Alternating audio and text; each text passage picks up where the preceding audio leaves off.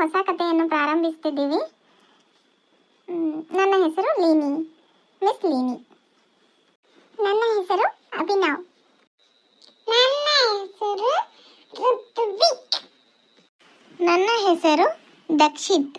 ಎಲ್ಲರೂ ನನ್ನ ಪ್ರೀತಿಯಿಂದ ಡಕ್ ಡಕ್ ಎಂದು ಕರೆಯುತ್ತಾರೆ.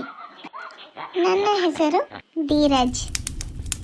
ಮಕ್ಕಳೇ, ನಾವೆಲ್ಲ ಪಿಕ್ನಿಕ್ಕಿಗೆ ಬಂದಿದ್ದೀವಲ್ಲ, ಈ ರಾತ್ರಿ ಈ ಫೈರ್ ಕ್ಯಾಂಪ್ ಹೇಗಿದೆ ನಿಮಗೆ? ಚೆನ್ನಾಗಿ ಅನ್ನಿಸ್ತಿದೆನಾ?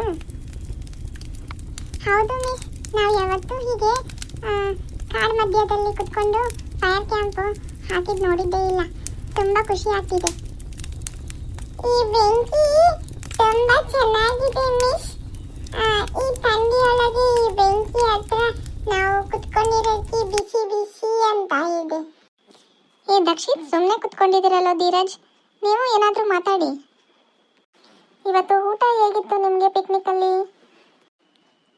ಮಿಸ್, ನಮ್ಮಮ್ಮ ಚಕ್ಲಿ, ಕೋಡ್ಬೇಳೆ, ಮಂಡಕ್ಕಿ ಮಾಡಿಕೊಟ್ಟಿದ್ರು ಮಿಸ್.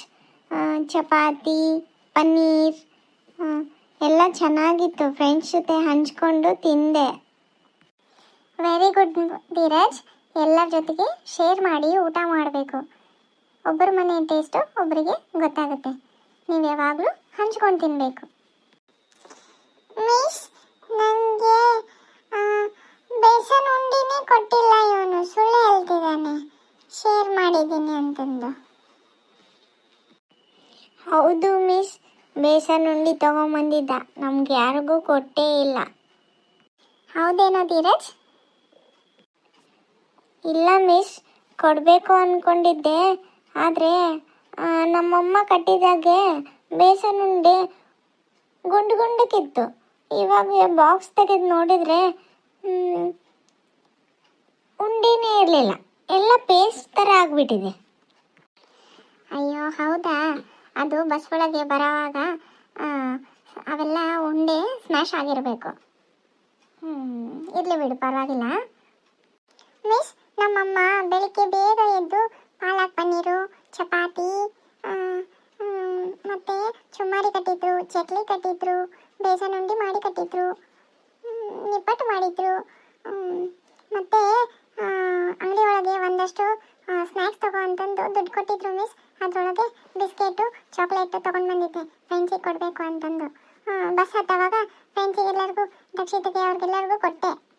ಹಾಗಾದರೆ ನೀವಿವತ್ತು ಪಿಕ್ನಿಕ್ಕಿಗೆ ಬಂದಿರೋದು ನಿಮಗೆಲ್ಲ ತುಂಬ ಖುಷಿಯಾಗಿದೆ ಅಲ್ವಾ? ನನಗಂತೂ ತುಂಬ ಖುಷಿಯಾಗಿದೆ ನಿಮ್ಮ ಜೊತೆ ಇವತ್ತೆಲ್ಲ ಟೈಮ್ ಸ್ಪೆಂಡ್ ಮಾಡಿದ್ದು.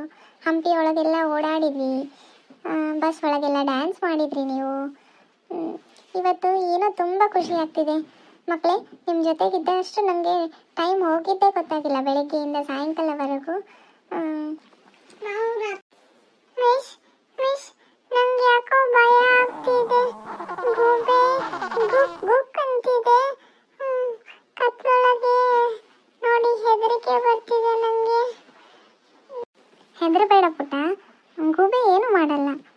ಅದು ರಾತ್ರಿ ಹೊತ್ತು ಗಿಡದ ಮೇಲೆ ಕುತ್ಕೊಂಡು ತನ್ನ ಬೇಟೆಗಾಗಿ ಕಾಯ್ತಾ ಇರುತ್ತೆ. ಅದು ಏನು ತೊಂದರೆ ಮಾಡಲ್ಲ, ನೀನು ಭಯ ಪಡಬೇಡ ನೀನು. ಮಿಸ್, ಆ ಋತ್ವಿಕ್ ಹೆದ್ರ ಪುಕ್ಲ ಅವನು. ಮಿಸ್, ಅವಿ ನನ್ಗೆ ಯಾವಾಗಲೂ ಹಿಂಗೆ ಕಾಡಿಸ್ತಾನೆ ಮಿಸ್. ಮನೆಯೊಳಗೂ ಹಿಂಗೆ ಕಾಡಿಸ್ತಾನೆ ನೋಡಿ ಮಿಸ್. ಹೆಂಗಂತಾನೆ ಹೆದ್ರ ಪುಕ್ಲ ಅಂತಂದು. ಆದರೆ ಮಿಸ್, ಅವಿ ಸುಸ್ಸು ಮಾಡಕ್ ಹೋಗ್ಬೇಕಂದ್ರು ನಾನೇ ಹೋಗ್ಬೇಕು ಮಿಸ್ ಹಿಂದೆ. ಇವನು ಹಿಂದೆ ಹೋಗಿ ನಾನು ಲೈಟ್ ಆನ್ ಮಾಡಿದ್ಮೇಲೆ ಇವನು ನನ್ನ ಹಿಂದೆ ಬರ್ತಾನೆ ಮಿಸ್. ಇವನೇ ಹೆದ್ರ ಪುಕ್ಲ. ಮಕ್ಕಳೇ, ಹೆದರಬಾರ್ದು. ನೀವು ಧೈರ್ಯವಾಗಿ ಹೋಗಿ ಲೈಟ್ ಆನ್ ಮಾಡ್ಕೋಬೇಕು. ವಾಶ್ರೂಮ್ಗೆ ಹೋಗಿ ಬರಬೇಕು. ಹೆದರಬಾರ್ದು, ಕತ್ಲಲ್ಲಿ ಏನೂ ಇರಂಗಿಲ್ಲ ಪುಟ. ಅವಿ, ಇನ್ನೊಂದ್ಸರಿ ಹೆದರಬೇಡ, ಧೈರ್ಯವಾಗಿ ಹೋಗಿ ಲೈಟ್ ಆನ್ ಮಾಡ್ಕೊಂಡು ವಾಶ್ರೂಮ್ಗೆ ಹೋಗ್ಬಾ. ಹಾಗೆ ನಿಮ್ಮ ತಮ್ಮನ ಯಾವತ್ತೂ ಕಾಡಿಸ್ಬೇಡ ಹೆದ್ರ ಪುಕ್ಲ ಅಂತಂದು. ಆಯಿತು ಮಿಸ್, ನೀವು ಹೇಳ್ದಂಗೆ ಕೇಳ್ತೀನಿ. ನಾ ಇನ್ಮೇಲೆ ಹೆದರ್ಕೊಳೋದಿಲ್ಲ.